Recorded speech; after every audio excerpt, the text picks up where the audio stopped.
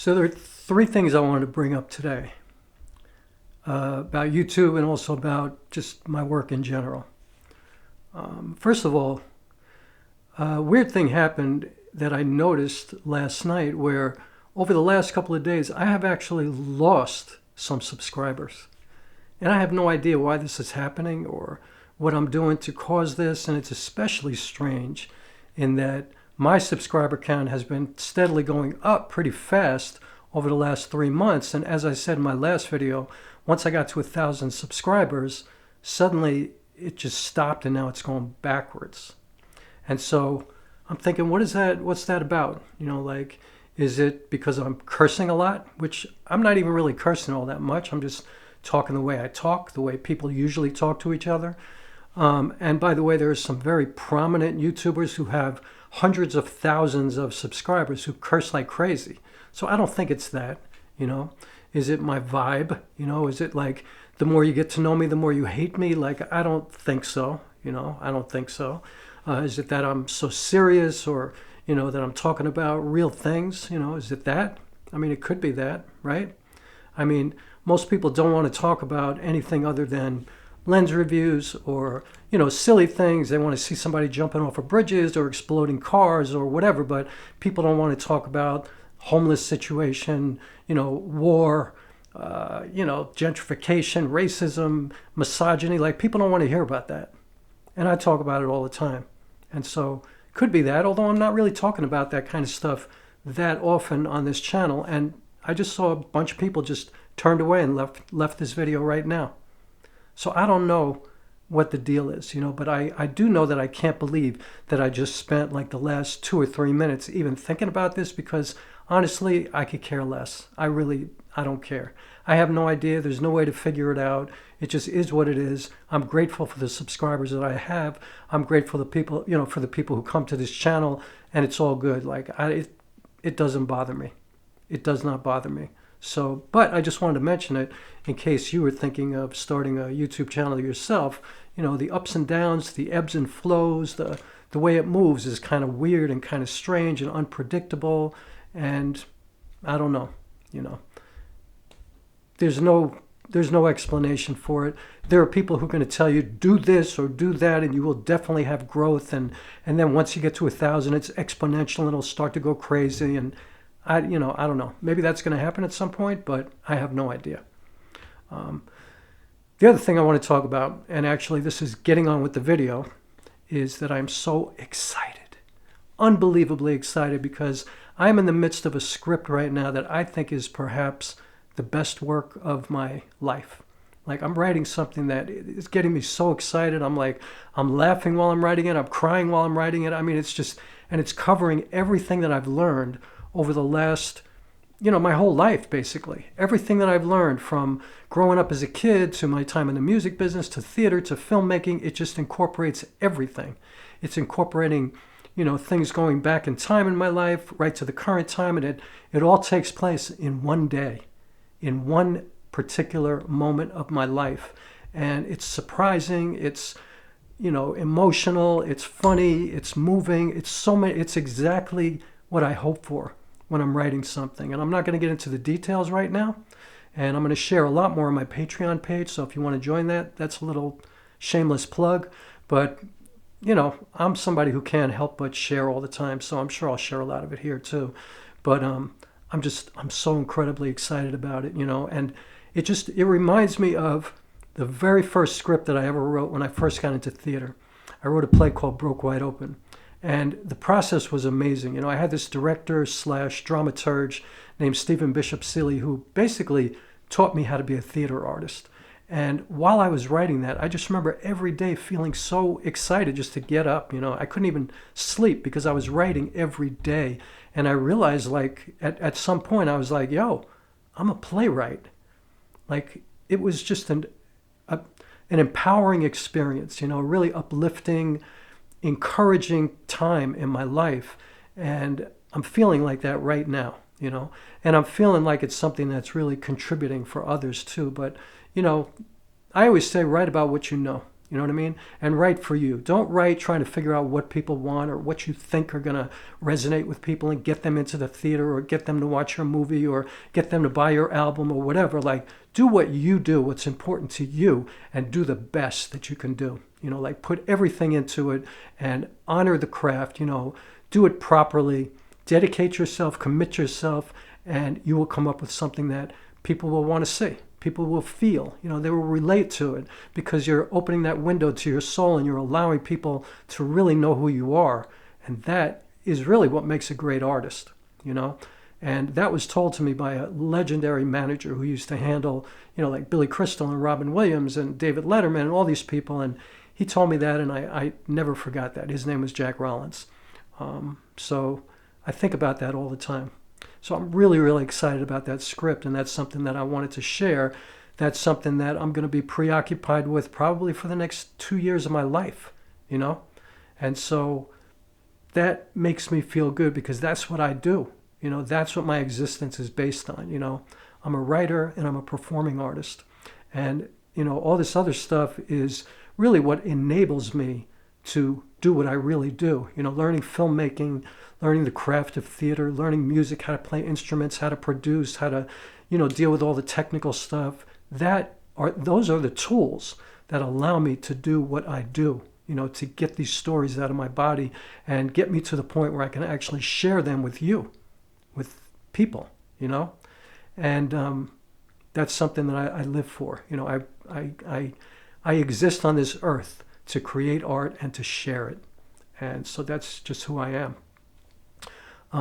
Okay, last thing I want to talk about is this. I hate disingenuous flowers. And what that means is, like what I can compare it to, I guess, is, you know, when somebody gives somebody flowers because they fucked up and they did something really bad or something really stupid, and there's like not even any apologizing for it. It's just like, here's some flowers, you know, sorry. I hate that shit. I just hate it, you know. It's like, communicate, talk. You know, get it out in the open and just suss it out. Allow somebody to deal with it however they want to deal with it. And so the reason I'm saying this is because I just finished my second feature film. And it's called This Is the End for Me. And it was the end of a 17-year trilogy. It was like the third and final part of a trilogy that I've been working on for almost 2 decades. And it started with my first play called Broke Wide Open. The middle was something called The Red Plaid Suitcase, which was a play that was supposed to open at the Signature Theater in Manhattan, but it was June 12, 2020. And so obviously the pandemic shut it down, and that became my second feature film because I figured I got to do something with this script. So I adapted it to a screenplay, learned how to make a movie with my phone, and The Center of Distance was born. And The Center of Distance was, in my opinion, a fantastic film. Like, I am so proud of it, you know? Like, it's not for me to say whether it's good or great or whatever, but what I am saying is I'm so proud of it. Like, that work, I show that to people, and I feel like no apologies whatsoever. And I never apologize for my work anyway. But this, what I'm talking about right now, is kind of an apology, but it's more, I just don't like when people lie, especially when it's counterproductive. So what am I talking about? I wrote This Is the End for Me. I wrote what I thought was the best script of my life. And it wasn't, I'm a solo artist, a solo performing artist, but I had other people. This was an ensemble film. And so I had engaged some other people to be in this movie with me. And I created this magical story. You know, it included like a ghost, and it had a back and forth between two friends who run into each other in the middle of nowhere. And it involves this really deep story, you know, and something that's like, you know, kind of shocking, and it happen, you know, kind of sneaks up on you, and you don't realize what's happening until certain things are spoken. And it was just, I just felt like it was really well crafted. You know what I mean? Like I was so proud of it. I'll say it again. But things happened, and I lost the people that were supposed to be working on this film with me. Like, it just didn't work out. And I'm not going to throw shade at anybody or whatever, but I'm just going to say it didn't work out. And so I had to change the script. Now, I had to change the script dramatically because these ensemble scenes, I couldn't do them by myself. You know, like I could do it, but it would have become like a theater piece. You know what I mean? Like, I didn't want to make I didn't want to just film myself doing something that I would do on stage. I wanted it to remain a movie, a visual storytelling. And so I had to change it. And so I changed it dramatically, and I had to kind of really leave some of the stuff out that I had put in there, and just kind of let it go, which was really difficult for me because I felt like I was letting go of some of the stuff that I felt were the best parts of the story. But I did, and then I finished. And I worked on this film for like over 2 years. And I had a deadline to finish because the whole goal was to submit to the Tribeca Film Festival. And we didn't even get included, like we got rejected, which has got nothing to do with anything. But I had a goal, and I was going to reach that goal, finish in time to submit to Tribeca. And I literally finished the night, that was the last night I could possibly submit. And I'm talking about changing the script, doing all the performances, editing everything myself in DaVinci Resolve, getting all the music together with Steve Peckman, like just finishing. And I got it done. And yeah, I'm proud of it. I am proud of the work. But we got into the Manhattan Film Festival. And the Manhattan Film Festival was incredible.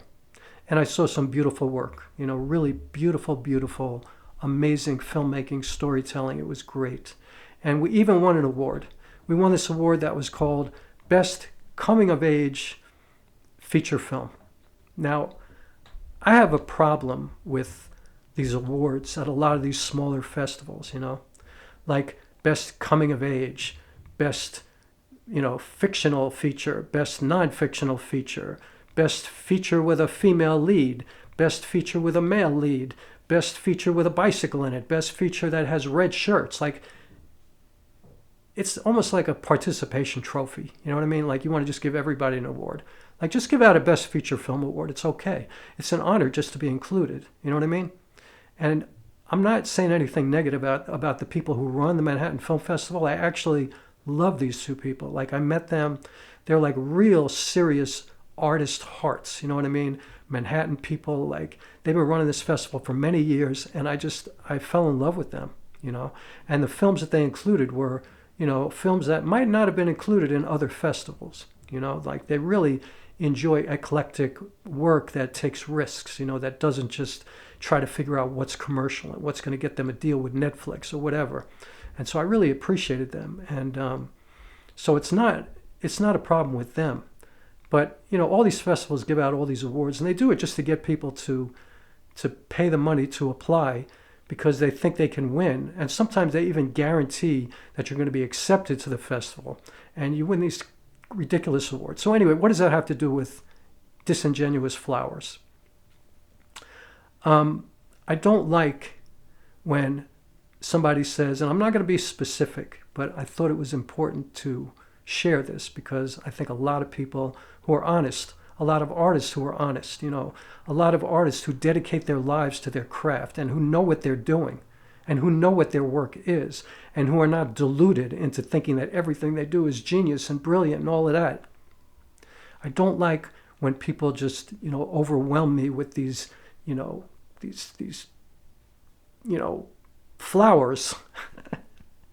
These platitudes of how great it is, how brilliant it is, how genius it is, and all this kind of stuff, when I know that it falls way short of my expectations of what I want my work to be.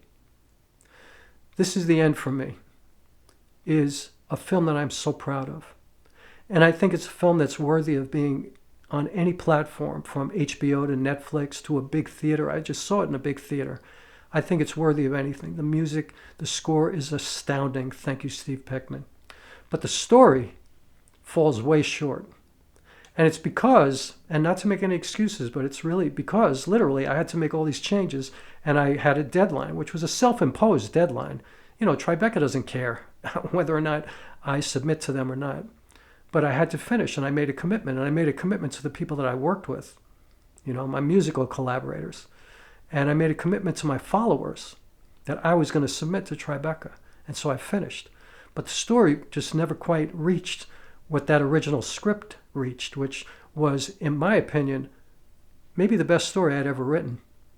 you know, and I still have the script, but, you know, what it wound up being was good, odd, you know, something that was more indie feeling, you know, like you kind of have to figure it out. I mean, well, I shouldn't say that. You got to be kind of clueless to not figure out the story. Like, it's obvious, you know, it's clear. I mean, it's well written, you know, I have good fundamentals of writing, and I know how to build a story, and I know how to deal with exposition, and I know what a beginning looks like and what an ending looks like, and I know all of that, but it just didn't kind of hit the way I wanted it to hit. And I think it's quite obvious to anybody who's really about the craft and about writing and about story that it just is not quite there. And I know this. And, you know, not a lot of people are going to talk about their work in this way, you know.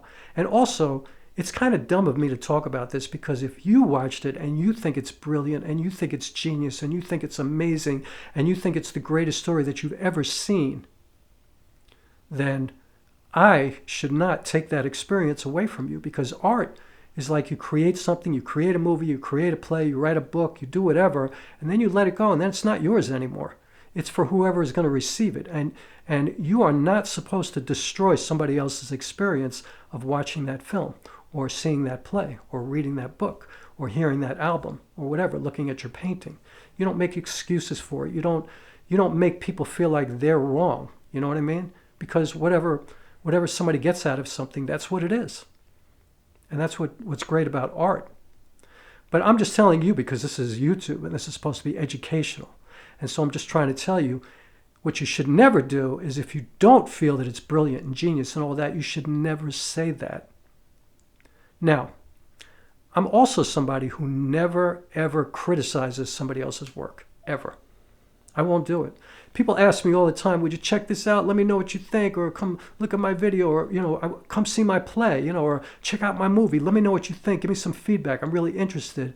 I will never criticize anybody else's work, because I don't feel it's not something that I like to do. What I will do is I'll tell you that I'm proud of you. Like, the way I look at work is, did you make an effort? You know, did you really go all out to make this happen? It's not about whether I liked it or not, or it resonated with me or not. It's about, is this something that I feel you have put your heart and soul into that I can respect? That's what great work is to me. And so I don't mind saying that, but I'm never going to say this is a brilliant, genius story. You know, I'll never say that. I'll never make up, you know, like, oh, the way the exposition works, you know, the denouement that you got to at the end, like all this stuff. Like, I won't do that if it's bullshit. And so sometimes I listen to people and I'm like, shut the fuck up. You know what I mean? Like, stop lying. Because I know you're a great writer, you know. I know you're great at what you do. Why are you just pumping me up? I hate when people like blow smoke up my ass when it's not true.